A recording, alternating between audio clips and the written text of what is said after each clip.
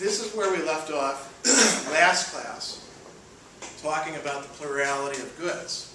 I led you through an exercise where, I asked you about different good things and also different bad things, and you were able to name off, enough to fill up a good portion of the chalkboard. And there's a few things about this. We're going to go back through that and think about some of the things that are good and bad in our lives.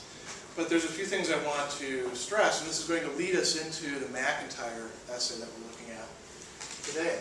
So when we say a plurality, a synonym for plurality is multiplicity, another long Latin word. What does that mean? There's a variety. Sometimes they'll call these the variety of goods. There's not just one single thing that's good. Now, in a given person's life, there could be something that they are totally obsessed with, which is the one single good for them. But we're looking at a broader picture right here, not just one single person's life. Think about an addict, for example. For an addict, there's really only one good, and that's satisfying the addiction. Everything else is subordinated to that. There could be healthy ways of living where every other good is subordinated to one central good. Think of a parent who sacrifices everything for the sake of their child so that their child has better prospects. They brave dangers and they're willing to put up with any sort of pains, hassles, circumstances in order to achieve that good. That might be a healthy type of good. But in most people's cases, what is our real experience? You experience a multiplicity of goods. There's a lot of good things in your life. There's probably a lot of bad things in your life too, right? I'm going to close the door actually. There's a bit of background noise. So what are some of the goods in your life? We talked about this before. What are some of the things you can name and put up there? We're going to do it in terms of more general classes this time, not specific things like my dad, or what would that count as?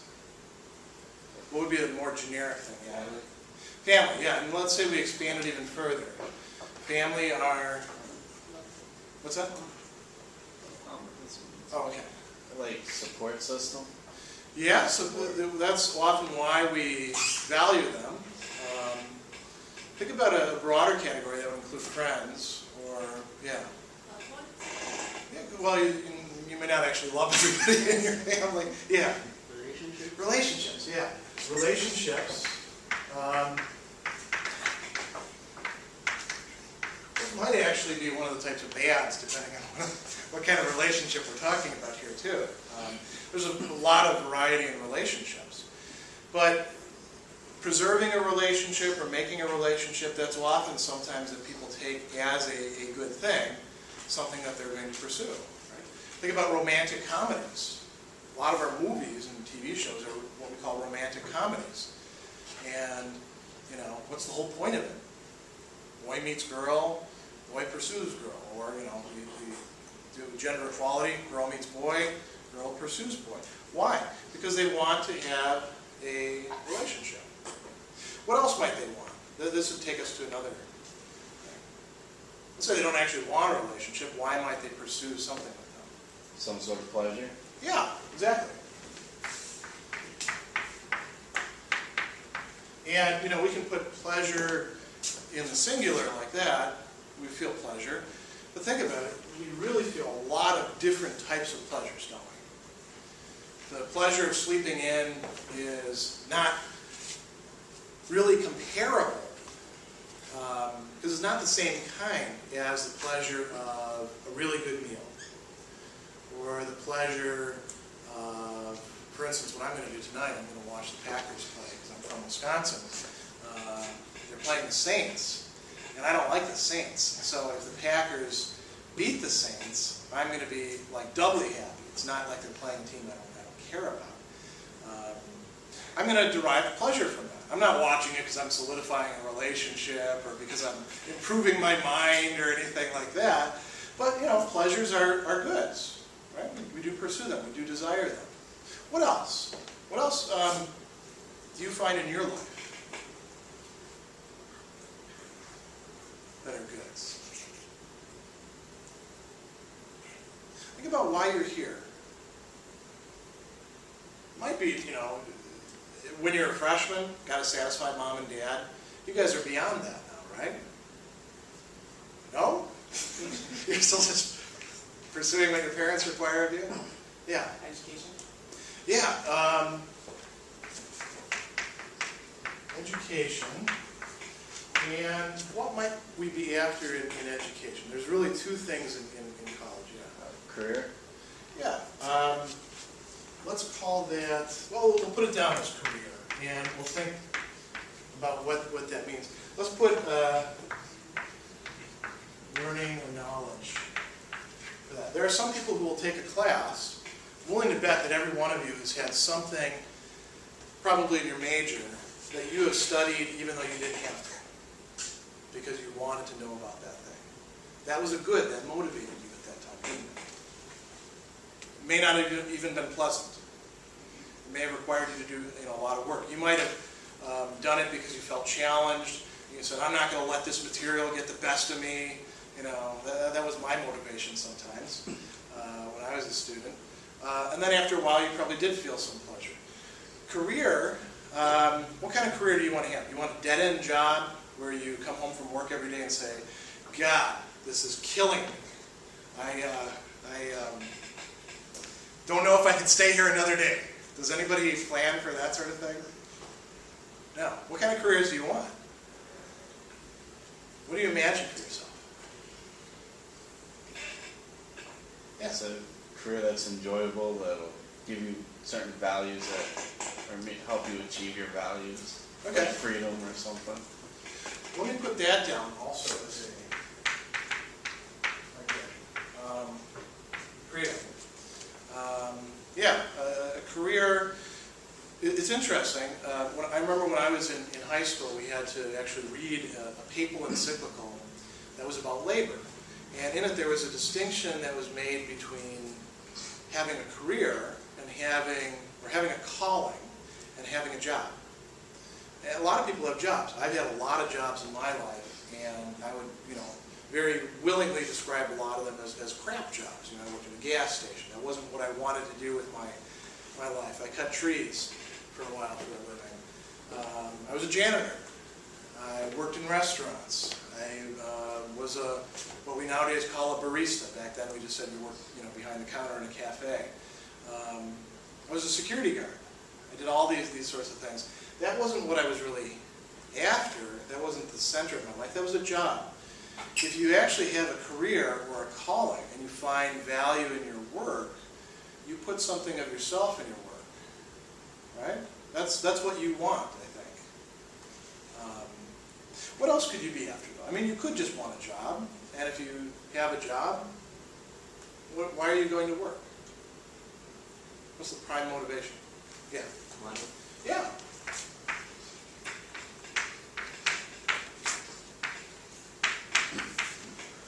We think of money as the prime means of wealth, but there's other types of wealth, right? Some of you, I hope, you know, in the near future will become homeowners. Probably most of you own cars, right? That's part of your wealth. That can be a motivation. Your car is a good thing. Your house is a good thing. Your iPad, your laptop, some of you have laptops out, are good things, right? Your clothes. You notice we've got all these different goods. We could list more if we wanted to, and we've not only put a bunch of things up there, we're talking about certain classes of goods now that are not reducible to each other. They may be connected to each other, like you may be in a relationship with somebody because you enjoy their company. I hope you do. You know, especially with your family. Otherwise, Thanksgiving and Christmas can really be quite a chore. You know, going home. You might pursue your education or learning precisely because you want money. You don't necessarily value knowledge as a good in and of itself. Or you might say, I don't care if this is going to make me money. I want to know for its own sake. I mean, a lot of the things that you would study aren't necessarily going to make you very wealthy. Philosophy is one of them, by the way. You may value the things that you produce in your career. Now, there's 4 questions I think that you should ask yourself from time to time about these, especially if you're thinking in terms of ethics, which is, you know, sort of a specialized study that not everybody does. You're doing it methodically, probably for the first time here in this class. So for any of these goods, you can ask yourself, why do you see it as a good? I mean, you know that you do see it as a good. You know that, right? You do desire relationships. You do desire all sorts of pleasures. Every one of us does. You do desire freedom. You may want, you know, wealth or freedom. That'll come up in the second question. But why do you desire freedom? What's so good about it? What kind of good? Or why do you desire pleasure? Or this kind of pleasure? That's a question you can ask over and over again. And if your answer to that question is, well, I desire this because it leads to this, that tells you something very important. That tells you that there's sort of a ranking of goods. So maybe in your life, here's a good example. This is why when I was your age, I was not a good student. I was pretty smart, so I could get by, sort of like somebody living on a bank account without, you know, sort of skimming the interest without actually adding anything to the capital. And when I was in my classes, I was good with writing and I was good at thinking on my feet, so I'd get A's, right? But I wouldn't study what the teachers wanted me to study. I'd study what I wanted to study. I'd look at the books that they had and I'd give them a once through. And if they didn't if they didn't capture my attention, if they didn't grab me, I'd say, oh, I'll read something else, and I'd go to the library. And so I was spending a lot of time with education, but why was I doing it? For the sake of pleasure, a kind of intellectual pleasure. I wasn't doing it because I saw education as a great thing in its own right. I kind of had my priorities screwed up, didn't I? Because learning and knowledge, that is something valuable, not just because it provides you these other things, but maybe in itself. That's what we call having intrinsic value, or having value on its own, or in itself. So that's one question you can ask. Another question you can ask is, pick any one of these. Anybody in the class, pick any one of these. Just shout it out. Freedom. Freedom, okay. So we've looked at things on sort of the front end. Now let's look at the back end. Freedom is a good for you. For every one of you, right? Anybody here doesn't want to be free? What do you need in order to make that happen? What do you need to bring that about? Think about how you've become more free in your life. What has actually made you free? Yeah. Taking risks. Okay, that's interesting. That wasn't actually the sort of thing I was expecting. That's going to lead to putting something else up there. Taking risks. You're right. There are many types of freedom which you cannot experience without being willing to take risks. Not taking any sort of risks. I mean, being foolhardy and jumping in and, I'll do it, that sort of thing? Or? Well, actually, I was thinking more about like history in general. History in general. What do you mean by that? Let's say like for freedom, there were a lot of people who fought for freedom. You're thinking like for a whole society? Yeah. Okay. Yeah.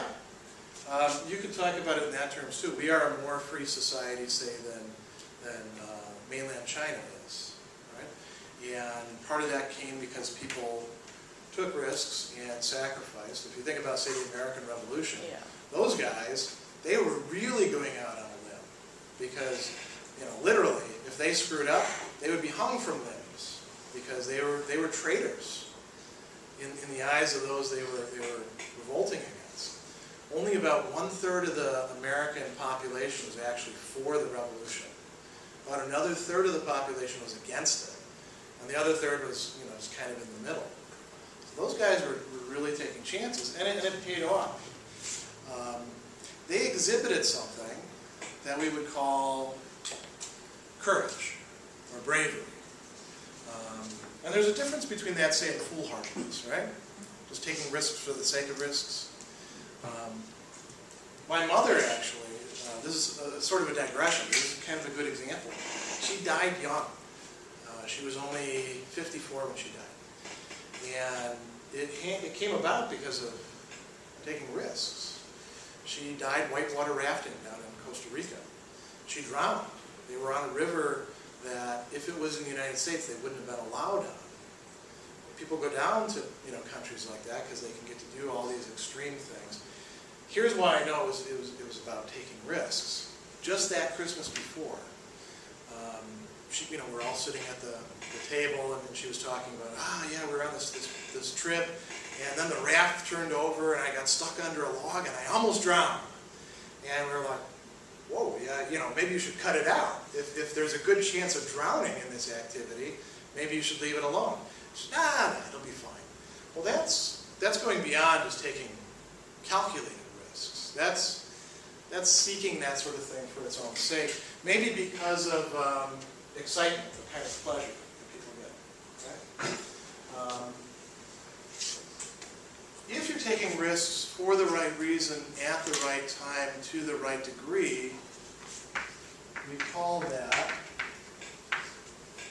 a virtue. We call that courage. Another element of courage is standing up in the face of dangers, even though you're afraid. Right? You've often heard the brave person is not the person without fear. The brave person who is the one who stands up to their fear or conquers their fear. Yeah? Does this ring a bell? Okay. Virtues are good things too. Virtues are habits of character. They're things that eventually become second nature for you. So you can ask for each one of these things, why is it a good? There's another one that we didn't put up here too. That's very common. And you can call it prestige or honor. Or you might say respect. Right? You might want to be a virtuous person. You might want to have certain character traits because you feel that will lead people to respect you. Or to, maybe not just go beyond to respect you, to go beyond and put you up on a pedestal. And you may be motivated by this. This can be the center of your life, just like any of these other things can be the center of your life. So with any of these, you can ask, what am I after in this? Do I want this for its own sake, or do I want it for the sake of something else? You can ask, what does it take to make it happen? And we can do this for every single one of these, and we can do this for any single thing in our lives. These are broad categories. How do your lives actually work out? This is leading into the MacIntyre. Do you think in terms of pleasure itself? How many of you think in terms of pleasure itself? I'm going to get out of this class and I'm going to go see. Oh, you do? Really? Any kind of pleasure will do. It doesn't matter. Or do you think in terms of specific pleasures that you like? I want to go. What do you want to do after this class? All of you want to do something pleasant. Sleep. We talked about that last class because it's an 8 o'clock class. I want to have some coffee, which is a pleasure for me. What else do you guys want? Some of you didn't eat, right? You want to eat. How many of you want to eat crappy food? How many of you want to eat? You want to eat crappy? You're kind of a contrarian, aren't you? Well, I'd love to have a nice cake, right? But I can't, because I don't mean unhealthy. Yeah, I don't mean unhealthy. I just mean food that doesn't taste good. Any of you want cardboard tasting bagels or something? How many of you want to have something delicious after this? Only a few of you? You think of pleasures in terms of specific pleasures. You think of, say, prestige or honor or something like that in terms of particular people honoring you for particular things. Relationships are always particular, right? My sister is not your sister, unless we were related in some way, which is pretty unlikely. Money, of course, can change hands. And people may say, I just want, I don't care what the dollar bills look like, I just want dollar bills. But once it starts to become sort of individuated, it's things like this particular occasion for making money, this way of making money. That's the stuff that motivates you. Now here's two other questions you can ask about this. With any of these goods, can you value them, can you prioritize them, can you rank them too highly in relation to the others? I'd say you can. I mean, you Yeah. do prioritize which is more important and what you would sacrifice for and what you won't. Can you make mistakes with that? You can. Have any of you done that in your life? Like prioritize a relationship over honor when you shouldn't have, or done things for money that turned out to be wrong-headed in the long run, that set you back. And you guys are still fairly young. By the time you're my age, you have all sorts of experiences where you screwed up, where you made the wrong decision. Again, this ties in with the MacIntyre article, where he's talking about narratives. Each one of you has a narrative of your life. And that narrative is not just, well, I was born here, and then I went to school here, and I learned this and learned that. It's a history of what you've done right and what you've done wrong. And in order to make progress in ethics, part of what you have to do is to reflect on that. It's not just about learning rules. It's about thinking about your own experience and the experience of other people in light of these. These are the things that we often screw things up with. We value some of these too highly, and we rank them above the others. Here's the fourth question to ask, and this is very closely related. Can you pursue any of these in such ways that you destroy the other ones? Yes. Yeah. I'll give you one example from my own experience. I had a friend who was a hippie back in the 60s and the 70s. And she always felt superior to all of her friends who were out there, doing careers and getting an education and pursuing wealth and all that. And she valued freedom. That's what the hippie lifestyle was really about, was being radically free, not being tied down, not being part of the machine, the military-industrial complex, or whatever you want to call it. Now, when she was in her 40s, she said to herself, well, all of my friends were going to school and making money and buying houses and having children and all those sorts of things. I was doing what I wanted, and I thought I was really free at the time. Now I realize I'm much less free than they are. I pursued, she didn't say it this way, but we could put it in these terms.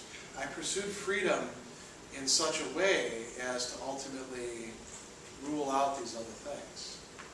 So that's, again, a kind of mistake that we see in moral reasoning. It's not always about breaking rules, although we're going to get to why rules matter. It's about arranging goods the wrong way. That's what errors in ethics often come down to. Now, going back to the second question, what would it take to make this stuff happen?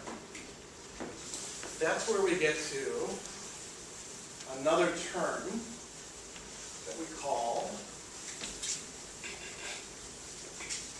what is this?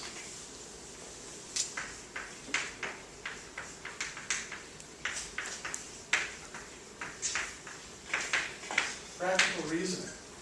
And when you hear the word reasoning, what do you think about?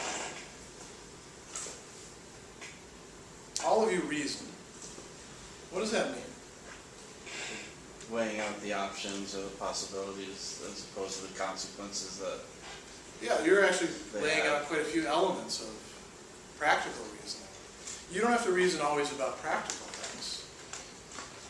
If you took a logic class, you were doing reasoning in there.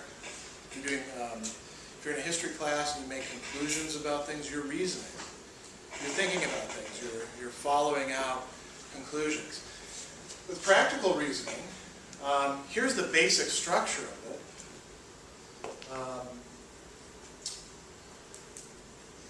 you have some sort of good. Say X is a good. Here's one example of practical reasoning. X is a good. Y is needed for X.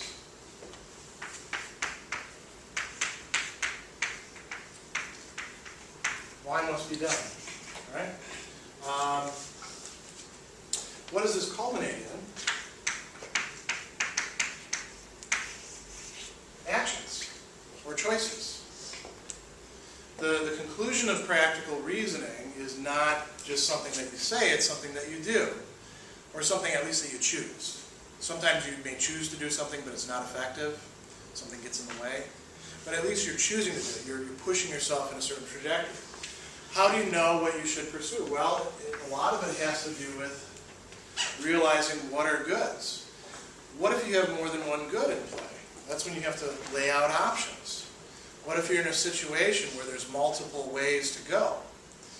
You have to reason about that. And you do it whether you realize it or not. You may do it in a sort of habitual way, or you may do it in a very explicit way, laying out pros and cons. You ever do a T-chart, they call it? Yeah. If called upon, you can usually explain, at least to some degree, to other people and to yourself, why did I do what I did? It's going to be something like this. There'll be some sort of process of saying, I desire this. How do I know it's a good? I desire it. I should satisfy my desires. This is what will satisfy my desires. I should pursue this. That's practical reasoning. There's a process that you go through every time that you make a decision. Bless you. What actually got you here? You know, what brought you to Marist? You made some decisions. You didn't have to go here, did you? Were you radically constrained? You must go to Marist. It's the only place for you. Any one of you could have dropped out too, right? You haven't, I'm glad. But you made decisions along the way. You know, you're in an 8 o'clock ethics class. You don't have to take a class at 8 o'clock in the morning. Well, I know some of you do because of your schedules, because you emailed me about it, right? But you've made decisions. What did you make those decisions on? Thinking about the goods that are to be achieved by those. And you may not have done it by actually sitting down and plotting it out. But that's part of what we're going to do in this class is make that sort of thing explicit. So this is where we get to actually talking about theories, and this is where the MacIntyre bit comes in. So these are these aren't the only questions that come up for ordinary people, but these are sort of typical questions that you yourself or people that you're around would ask themselves, and professors ask themselves that too, because as MacIntyre points out, professional philosophers, are they not plain people too? What did he say in the article? We're all in the same boat. Is it all right to lie in some cases? That's a big issue, isn't it? Maybe there are some times when it's okay. One of the cases that we use as an example all the time, somebody comes to your door and says, I want to kill your neighbor, where can I find them? Somebody who we're going to look at this semester actually says, you still have to tell them the truth. Monumental contest.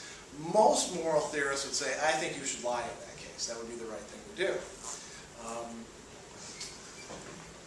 How do I look in this outfit? White lies, as we call them. These, innocent, face-saving lies.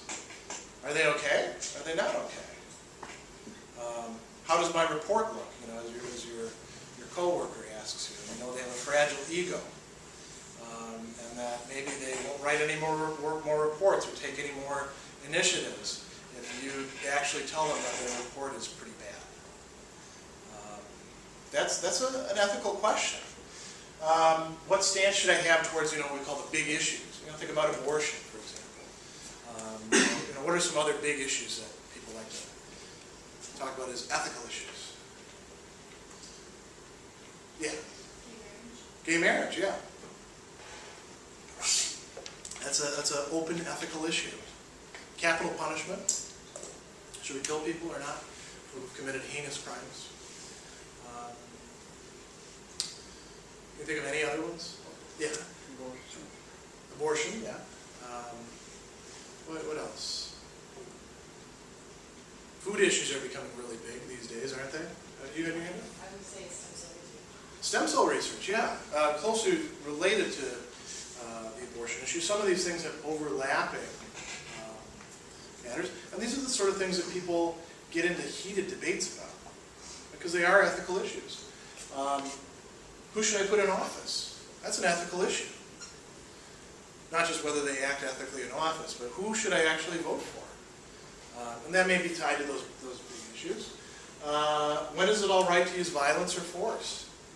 You don't have to be worried about capital punishment in order to wonder if it's okay for you to intervene in a situation where you see somebody getting beaten up. Whether that would be a good thing or a bad thing. That's an ethical issue. If you're asking, is this a good thing or bad thing, you're carrying out practical reasoning, and you're dealing with ethical questions. I'm going to skip down through these, because I'm actually going to post this in iLearn for you. It goes all the way down to what should and what shouldn't I eat.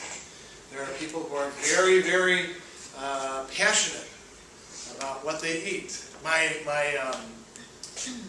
fiance works at the Culinary Institute of America right down the road. You guys all know the culinary because you're closely there. There's a lot of debate going on within culinary circles about, what sort of things should we be eating? Should we be giving kids chocolate milk in schools? Is Jamie Oliver a good guy, or is he pushing parents around? All these sorts of issues. How many of you have ever watched, Hell's Kitchen, that Gordon Ramsay show? He's kind of a mean guy, isn't he? Would you say he's doing the right thing in the show? He comes in and he talks pretty mean to people. He swears a lot. He straightens them out, though, doesn't he? Whether he's a good or bad guy, whether he's doing the right thing, that's an ethical issue. And you could debate about that. And we do debate about that sort of thing, right? Now think about your own lives. Think about where you're going. Think about the areas where you're going to have to do these sorts of things. Make decisions that make some people happy or make some other people unhappy. Every one of you in your career are going to have to make decisions where some people are telling you this is the right thing to do, and other people are telling you this is the right thing to do. And some of them are going to be happy when you make your decision, and other people aren't going to be happy when you made your decision. What else? You may have to keep yourself from doing what you know is wrong. It's not so easy as just knowing what the right thing to do is. How do you actually get yourself to do the right thing? We've all faced the situations of what we call temptation, right? And if you're like me, then you have succeeded in some of those cases in doing the right thing, and in other cases you have failed. Wouldn't it be good to know why you failed? What went on? And how to change that? That's something that an ethics class ought to be teaching you about. Weigh competing goods against each other. This is something, again, that you do in your life, and the goal of an ethics class is to help you, once you've come out of it, to do it a little bit better, and to have resources for doing this better and better and improving in it. Determining what actions, carrying out practical reasoning, determine what actions have to be done in order to produce or realize or even to protect some sort of good. These are the sort of things that your life is composed of.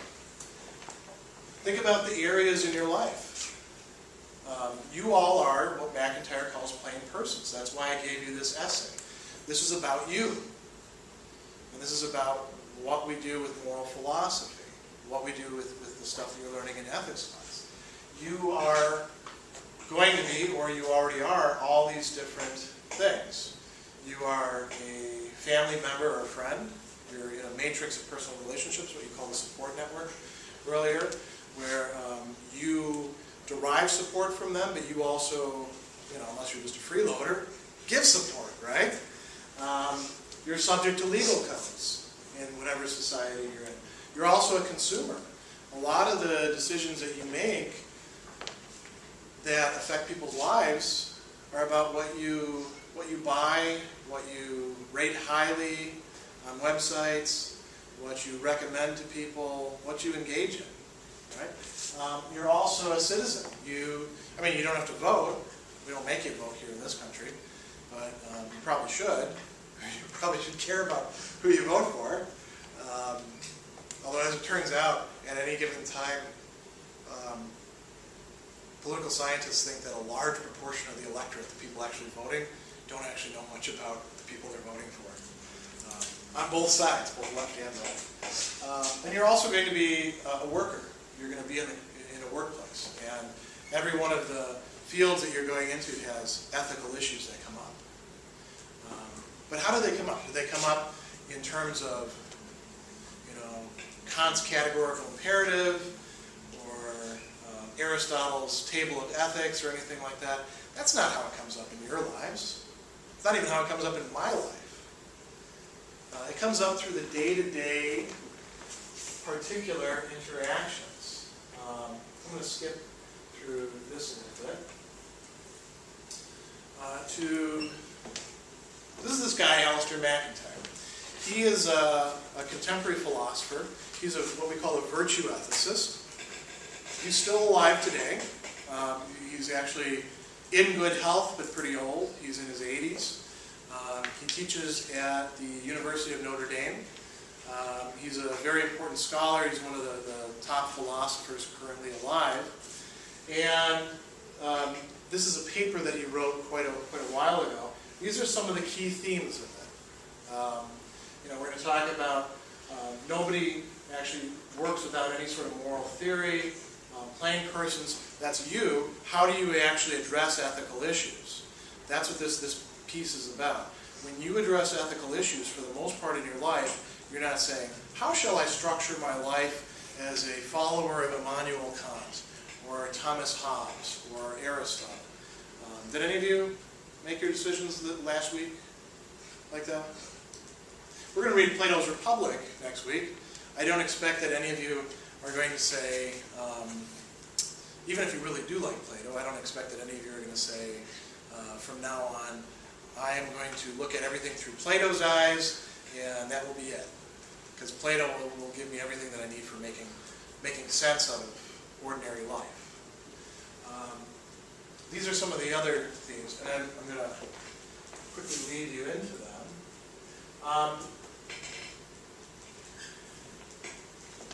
There's a little bit in there about worries about where he's starting from. Philosophy doesn't begin from nowhere. Sometimes we present it as if it does. We sort of wipe the slate clean, and then we'll build everything up. He is committed to what we call an Aristotelian Thomistic account. Aristotle and Thomas are two of the people, Thomas Aquinas, two of the people that you're going to read this semester. So he is in that tradition. He's building off of them. So when we get to Aristotle a couple more weeks down the line, some of these themes will ring a bell with you. That's why I'm having you read this ahead of time. Isn't he just sort of putting words in an ordinary person's mouth? He's saying that the ordinary person will get more out of Aristotle and Thomas's philosophy than they will out of some of the other people that we're studying. That should be a controversial claim. If I'm going to say to you at the beginning of studying something, half of the stuff on the reading list is going to be really good for you, and the other half of the stuff is going to lead you astray. You might ask me, well, why the hell are we reading this other stuff then? That might be one question. Or the other question might be, well, who are you to say that this stuff is better than that other stuff? How do you know? Why don't you let me read it and figure that out? That would be, to object that we're kind of being biased by adopting that account. There's a lot of different moral theories out there, so why shouldn't we just sort of let the plain person pick what they want to do? Well, it doesn't really work that way. You all work with some sort of moral theory, whether you realize it or not. You've gotten this far by making decisions, by putting together a pattern of thinking and feeling and deciding and learning. And it will look like one of the things that we studied this semester by the time that we get done. As we go through, you may realize that you actually are a utilitarian when it comes down to it. That you really are a virtue ethicist. That you really are a Hobbesian. I hope you aren't a Hobbesian, because he's kind of scary, but you may find out that you are. You'll recognize these things. This is MacIntyre's point. You can't begin from nowhere. Even beginning from nowhere, that looks like somebody else's moral theory already. What we call existentialism. The existentialists, these were philosophers in the 20th century, a few in the 19th century, and they said we can't really have any basis for making moral decisions. Any theory that we pick is arbitrary, and it ultimately just, relies on our arbitrary preferences. That's actually a moral theory. So if we assume that from the beginning, we're already starting from somebody's starting points. So why not begin then from an Aristotelian point? Here's the problem. Moral theories, including the ones we're going to study this semester, they all have their image of the ordinary rational person. But where are they getting that from?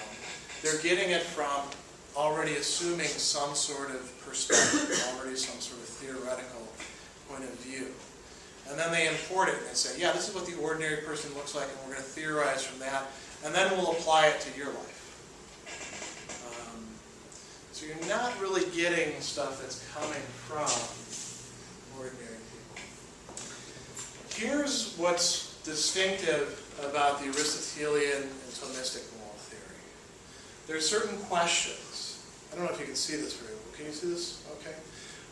There are certain questions that we have to ask ourselves when we're doing practical reasoning. And when you're doing your practical reasoning as an ordinary person, you're not asking yourself this big question, what is the good for human beings? Now we're going to look at that question when we read, Plato or Aristotle. But you're asking yourself a different question. What is the good for me? Or what is the good for this other person that I'm connected with? But primarily, what is the good for me? There's a lot of different goods out there. Which one should I be picking? Which one should I be making the priority if I have to choose between them? And then you ask yourself, not how does one realize the good? In general, what do you ask yourself? How do I achieve this good that I want right now at this time for my life in my circumstances? That's particular.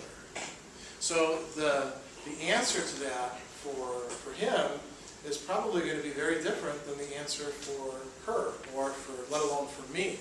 You guys have more in common because you're students, right? My answers to these may be very different. But we can put them together.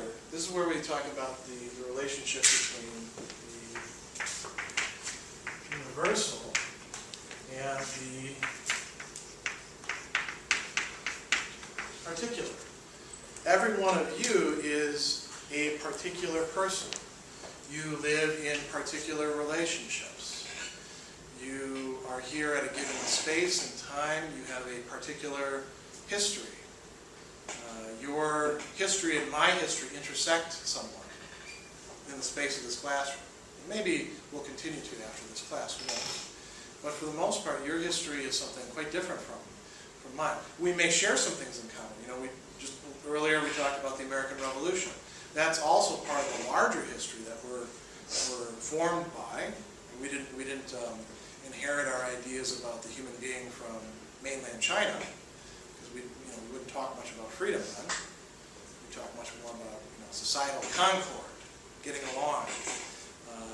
But the history of my successes and failures is very different than the history of your successes and failures.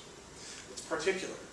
I have pursued particular goods. I've made particular decisions. You are in the same circumstances. You've done that so far up to this point. we can think of these universally. We can also, this is what moral theory does. We can say, did I make the right decision? Forget who I am. Let's say we take something like, well, becoming a college professor, pursuing knowledge at the expense of wealth, prestige, or else have I more or less given up? I can't think of very much. Well, some pleasure. Couldn't go out, party like I did when I was an undergrad, if I was going to be a good graduate student. We can think about that more universally. What does a person have to give up in order to pursue their career? Now we're not talking in particular terms, we're talking in universal terms. Do you see the connection there, the difference? So there's always a back and forth. In Aristotelian and Thomistic moral theory, the way in which you answer these questions in the particular, that's going to have a lot to do with how well you're able to understand and make sense of the universal, the theory. The theory, in return, helps to inform, to help you think about, to guide you towards making better decisions as a particular plain person. Here's the interesting thing. How well you understand a theory, if the Aristotelians and the Thomists and MacIntyre are right, depends in large amount on how good of a person you are. It's not that understanding the theory makes you good. If you have certain moral failings, there will be certain parts of the theories that will be difficult for you to understand. On the other hand, the more progress that you make in your moral life, the more sense the theories will make. Have you ever experienced anything like that in your life? Where the better you got at something, the more you understood what was going on? I think all of you probably have experienced that. Where have you guys experienced that sort of thing? It wasn't in studying moral theory, I think. Where have you? Have any of you, some of you are student athletes, right? Those of you who are athletes, you actually do understand more about the mechanics of the human body and what's possible with it than the ordinary person does. Is that fair to say? Now, some of that may not be book knowledge. It may be stuff that you developed on the way. But some of it you actually were taught. You learned it along the way by somebody saying, here, I want you to take a look at this. And it may be difficult to put into words exactly how these things work, because the human body is very complicated, isn't it?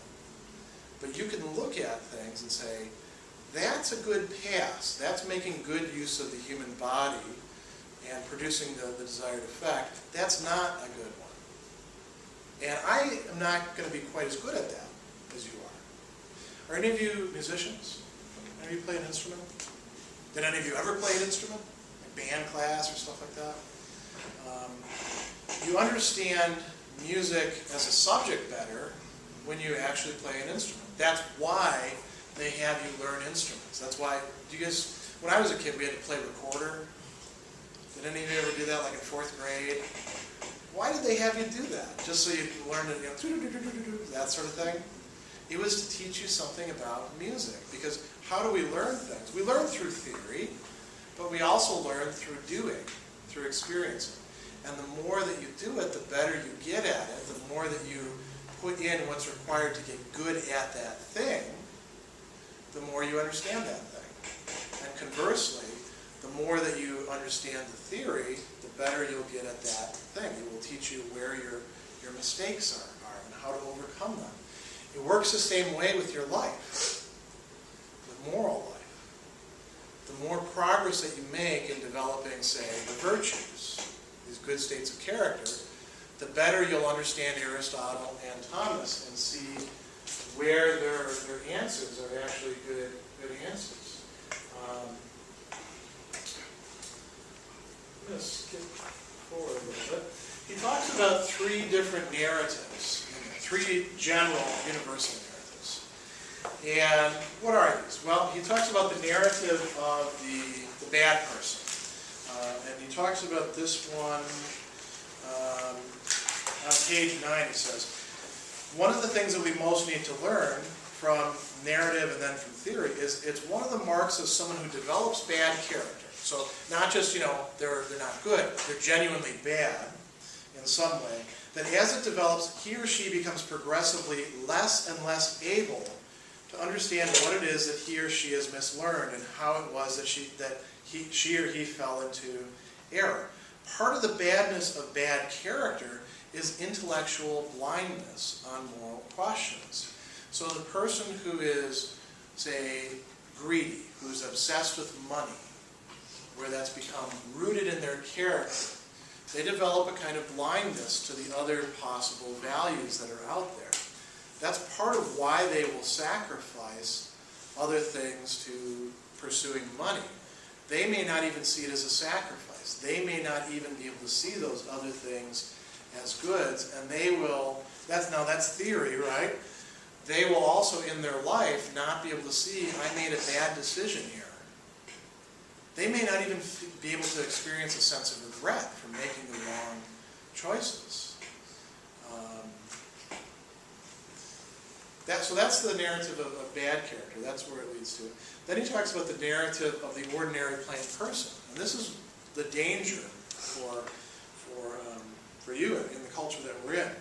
He said, and this is beginning on page 12, he says, I'm telling you a story, the story of the decline and fall of the plain person. It's a story in 4 episodes, a story of a failed quest. Think of your life as a quest. You're searching for the things that you want, that you love, that you desire, for meaning, for having a life that's well integrated. In the first part, the protagonist sets out to discover what the final good for beings such as him or herself is, and finds that asking what is my good and what is the good, you have to presuppose something. You have to buy into something. You have to choose some theory. In order to start out, you have to pick some way to do it. Just like if you're going to do music, you've got to do some kind of music. If you're going to do, if you're going to play a game, you have to have some rules for the game, don't you? Otherwise, football turns into baseball, turns into hockey, and then it doesn't mean anything, does it? So you have to assume some sort of starting point. Then what happens? Well, like it says, you have to develop certain states of character in order to make sense out of the theory. And he says, should she or he, solicited by a variety of different goods, fail in what he calls temperateness? That's not a word that we use much. Temperateness means the capacity to regulate the pleasures that you take. So some people are temperate with respect to drinking, for example. That's a good example. Somebody who's a drunk all the time, they're not temperate. They're unable to control themselves. They may actually want to control themselves. They may say, I'm going out to the bar and I'm only going to have 2 beers, and then the night's gone, and they're coming home and they had 12 beers. That's one lack of temperateness. We can have a lack of temperateness in many other ways. Anger is a good example of something in which many of us are not temperate. When you get angry, what do you want to do? Do you want to quit being angry? Or do you want to follow it out? And it becomes you get these blinders on, and it becomes very easy, once you got angry at somebody, to find some more fault with them. And here's another thing about you. And then follow up on that, and you get yourself stuck in a mood. That's a lack of temperateness. Yeah? It's like, scroll through the article, and it kind of seems like, he talks about a bad person doing bad things and stuff, but he doesn't address why someone would do something bad or why someone wouldn't be temperate in an area. And that, I feel, is a big issue, especially when you're talking about ethics. And yeah, he's not trying to do all of ethics in one article. No, I understand that, but I just feel that he kind of has to address the fact that, all right, if you're not going to feel regret for something, yeah, it doesn't necessarily mean that what you did is bad, even if You're right. Like self-defense. You're You right, kill but he's someone. not, when talking about the bad person, he's not talking about that sort of circumstance. So we're sort of mixing up two things here. There are cases where we do actions and we don't feel regret precisely because we shouldn't feel regret. The bad person, what makes them bad is that they do actions that actually are bad, and they can't even recognize them ultimately as bad. But then hold on to that, because we're going to come back to that in a couple of weeks. What else happens? I want to get very quickly through the rest of this person who's kind of at a loss. What happens after that? They lack that temperateness. They're not able to get out of the theory what they need. Maybe they don't put enough into it, and they don't fully understand it. And they see that they have to decide what needs to be done, because you can't avoid it. And so he talks about the third episode. In a third type of episode, this discrepancy is resolved in either of two incompatible ways. Either they go along with rules, and they say the rules are the rules, you know, you got to apply them, got to follow them, that's what makes things good, that's what makes me a good person. But then they can't explain why the rules are good. Or they start to say the rules are only good because the obedience to them, following the rules, is causally effective in attaining what are taken to be goods. So you start to play fast and loose with the rules. The rules are only there to help you get what you actually want. Either one of those paths is not going to actually be successful ultimately. And then during this, they find that not only do they take sides, other people take other sides. And then we get to this culture in which, on issues, say like abortion or capital punishment, how do we actually discuss and debate these? Do we do it rationally most of the time? We yell at each other. We yell slogans, we have our sides, we pick them. Most people are unconvinced by rational argument. And we exist in a society where that sort of thing has become the norm. And that's a big problem. Does that leave you any way of deciding what the right thing to do is? When you have a multiplicity of competing voices, each of which is saying, here's the right way to go. No, here's the right way to go. Here's the right way. Well, why is your way the right way? Because it's the right way. Because it's the right way. Because it's the right way. And all these others are wrong. How does that leave you? Do you have any idea how to decide? So how do you decide? You just pick one. Is that going to be successful? That's where we'll leave off for today. And a lot of this will make more and more sense as we go through the semester. A lot of these bits will come together. Keep asking questions like that. And I encourage the rest of you, if you have things that, when you're reading it, that bother you, and you say, wait a second, how can he say that? Bring them up in class, because that's very useful for the class. Have a good weekend, and I'll see you on Monday.